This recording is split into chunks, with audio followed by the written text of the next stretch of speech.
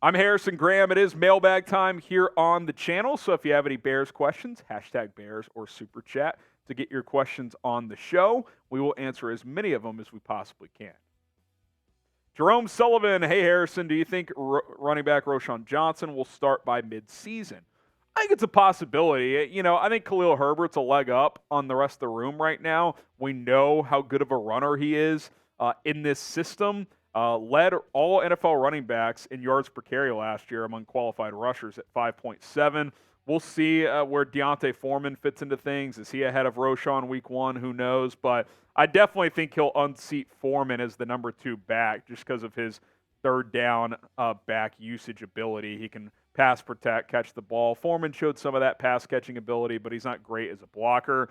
Travis Homer, I think, will mostly play on special teams. So the long answer to your question is I think Herbert's RB1, but Roschon has shown the ability to move up and earn trust quickly, so I wouldn't be completely surprised if he had a bigger role later in the year. Koala Man, if Justin Fields struggles, is it fair for us to trade both first-round picks to get Caleb Williams? I mean, look, define struggles, right? If he's similar to what he was last year as a passer, I would define that as a struggle, even if he's awesome as a runner again, because with the investment in weapons around him, the passing offense just has to improve. It doesn't have to be awesome. It just has to be adequate. So if that doesn't improve, then yeah, I mean, I think everything's on the table, but it also depends what draft picks do you have? What's Carolina's pick? What's your own pick? Because I think whoever's sitting number 1 overall, if they're not taking Caleb Williams, they're going to ask for a ton of capital. So we'll see what happens there. I'm still a Fields guy. I believe in him. Let's revisit this week 8, week 9, and see where we're at with the quarterback assessment. Dragon, Bears, Packers predictions. Rolly and I both believe the Bears will win. My early prediction here, this is not my official prediction. My early prediction, I'll have an official one next week. I'm thinking Bears 27-20. I think it'll be a good game. We have not seen the Bears blow out the Packers in a long time, but I do think they'll win. That crowd is going to be so fired up for that game. I think it's the most expensive Week 1 ticket right now in the NFL, and I think the Bears are they're gonna rise to the challenge and hopefully start to turn the tide in this rivalry. So I'll take my early prediction: Bears 27, Packers 20, and if you hate the Packers, if you want to win in Week 1, you know what to do. Spam FGB in the comments down below. FGB. FGB. Get it poppin'. FGB if you can't stand the Packers. 5 ball. What are the options for the Bears when it comes to talks with Chris Jones now that they put him on the did not report list? I don't think anything's changed. You're still going to have to negotiate a big trade package if you want to go get him. I hesitate to think the Bears would make that move right now. To me, that's a move you make if you think a Chris Jones can help put you over the top. Could it put you over the top in making the playoffs? Yes. But is it putting you over the top to have a real shot at a Super Bowl this year? I don't think the answer to that question is yes. It's a weak NFC. I don't want to rule anything out, but if we're being realistic, this is not a team ready to go compete for a Super Bowl this year. Playoff spot, yes. Super Bowl, I think you're thinking 2024 and beyond. Edwin Bond Sr., can we get this O-line right? Protecting Fields should be priority number 1. I feel you, man. Now, it's not like the Bears haven't tried, right? They drafted or tackle Darnell Wright in the first round. He tweaked his ankle. I think he should be good for Week 1. Nate Davis, he's been in and out all offseason. He one of the bigger O-line contracts in free agency, 3 years, $30 million. So you added 2 starters there. Whitehair from guard to center was supposed to be an upgrade. He might be playing left guard now because we don't know how long Tevin Jenkins is going to miss. They also traded for Dan Feeney, a versatile player. So it's not like they have completely ignored the offensive line. So they can't control injuries. Those things just happen. Is it frustrating? Yeah, it is. I'm with you. I'm not, excusing everything, but it's not like they didn't do it. If they drafted Jalen Carter and didn't get another tackle in here, you would say, well, Jalen Carter might be the better player, but you didn't protect your quarterback. They drafted Darnell Wright. They didn't have to. They wanted to protect Justin Fields. Hopefully it works out. We'll have to wait and see how things look early in the season. Corey, why didn't we cut Lucas Patrick? He's unreliable.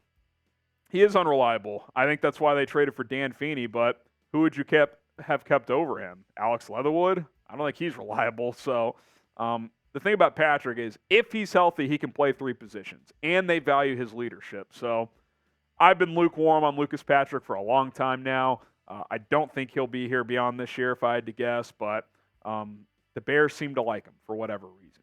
Subscribe to the channel because the Bears are signing players, they're cutting players, they're making roster moves. So when things happen, we got you covered. Instant reaction, the latest news, when rumors are floating out there, we got you covered on all that stuff and much more. Hit that sub button. Just crossed 70,000 subscribers, trying to get to 71,000. Casey's Carpet Cleaners, do you think Bayless Jones will be cut after the Trent Taylor signing? I don't. Depending on when you're watching this, you'll probably have known what roster moves were made, but I don't think cutting Bayless will be on the table.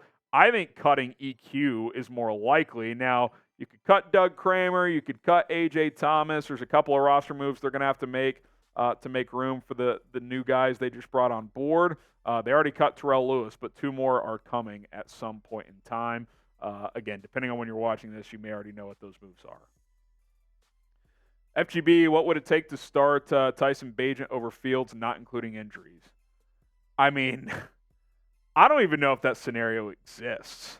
I mean, I guess if it's week 14 and you're eliminated from playoff contention, and if you've decided as a franchise Fields isn't the guy, sure, you could play him the last 3 games of the year or something like that. But it would have to be, like, just unbelievably bad from Fields. Like, he'd have to be worse than last year, which, does anyone think he's going to be worse than last year with the additions? Like, if you're in the camp of you just don't think it'll ever completely click as a passer, cool. But like worse than last year, I don't see that as a possibility. Are they going to trade Mooney? I don't think so. I think if that would have happened, it would have happened before waiver wire day. But I do not think they will trade Darnell Mooney, and I don't think they should. This year's about evaluating Justin Fields. Give him every weapon at your disposal to have him succeed. That's what you should try to do. Tevin Montez, what are your end-of-season record predictions? I think I'm going to do a video going game by game, just like we did when the schedule came out, but an updated version of that. So I want to reserve my right to not consider this the final one, but I've been floating around 8-9 wins. That's kind of I've kind of been there. I've kind of held there steady. That's how I feel. So I'll stick with that 8-9 win range. I'm going to evaluate everything once the dust settles with the roster and everything and what the injury situation's looking like. But somewhere 8 or 9 wins. We'll see. If you love the Bears, spam Bear down in the comments. The season is almost here. Football is back. Get the Bear Downs flowing. We got you covered here on this channel all season long. If we didn't get your questions answered, that's okay. Hit me up on Twitter or Instagram, at HGramNFL on Twitter, same handle on Instagram. Very easy to find me. Hit me up over there if you have any questions, if you want to talk some ball. We got you covered. Do not miss out. It's at HGramNFL.